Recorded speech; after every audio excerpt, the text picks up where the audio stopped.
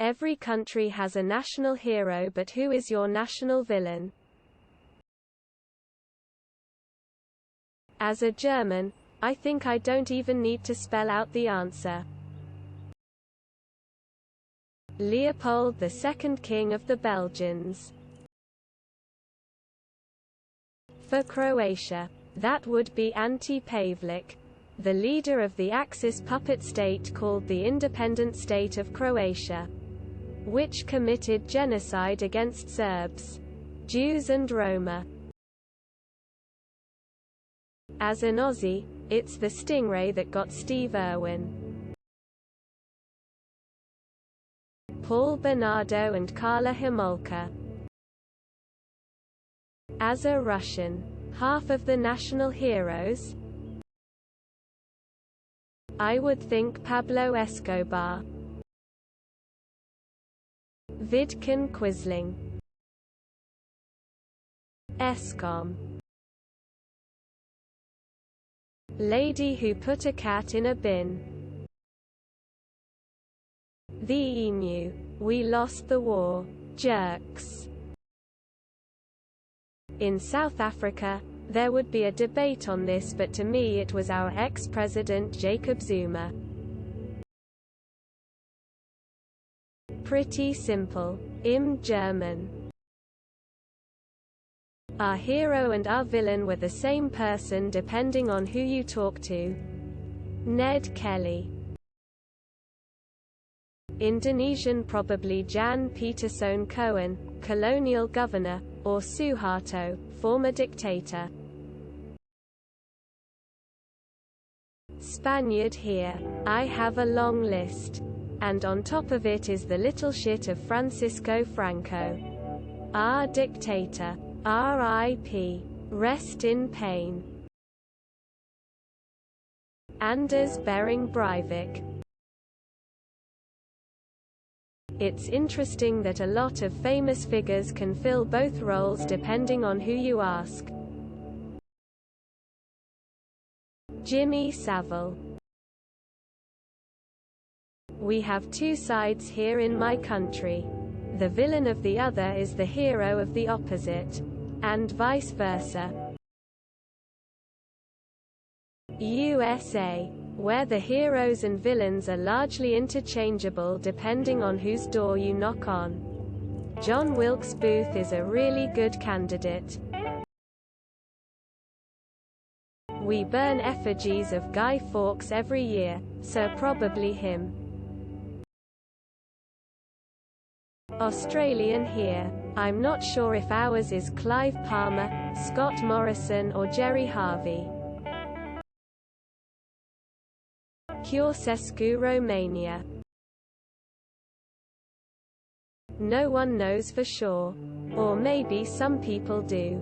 But probably the guy who murdered our Prime Minister in an open street in 1986 and was never convinced for it. Scotty from marketing doesn't even know how to hold a bloody hose. Jacob Zuma is probably the scummiest scumbag ever. As a Georgian, it has to be Stalin. Australia, both are the same person, Ned Kelly. I'd say the US, universally agreed upon one, is Benedict Arnold. Vidkun Quisling.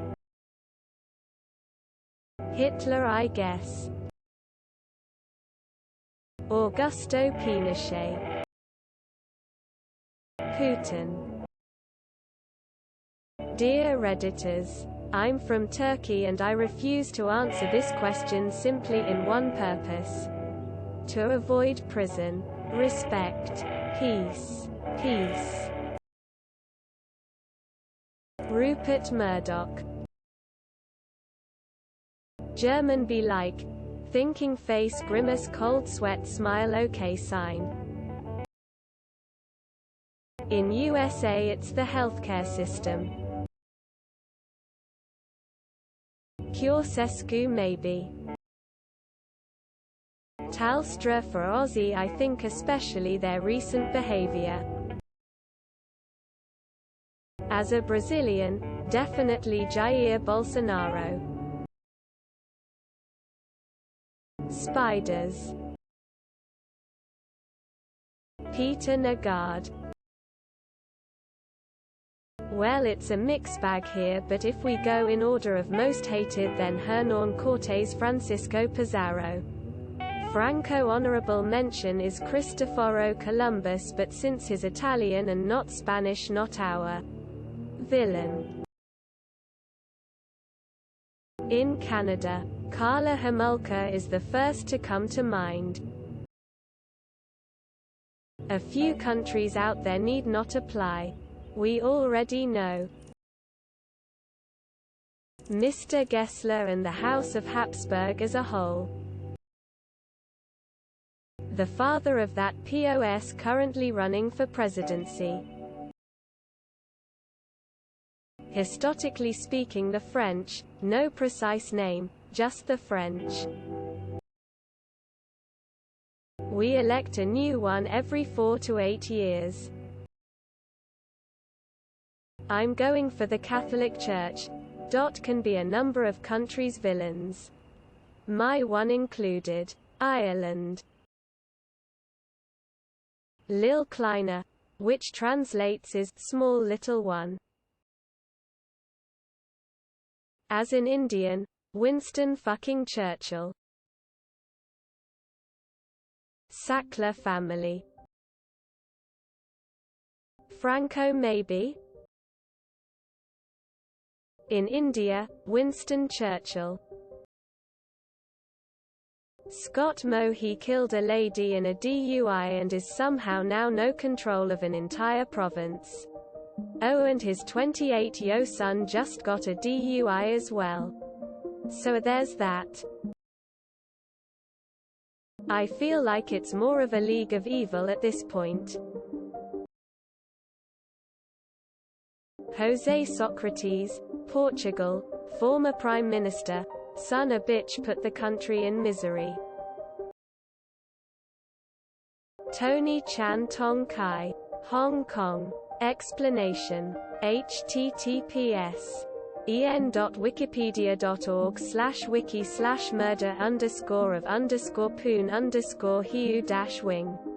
He single-handedly caused the downfall of democracy in Hong Kong. De Valera. Don't forget to share, like and subscribe for more content.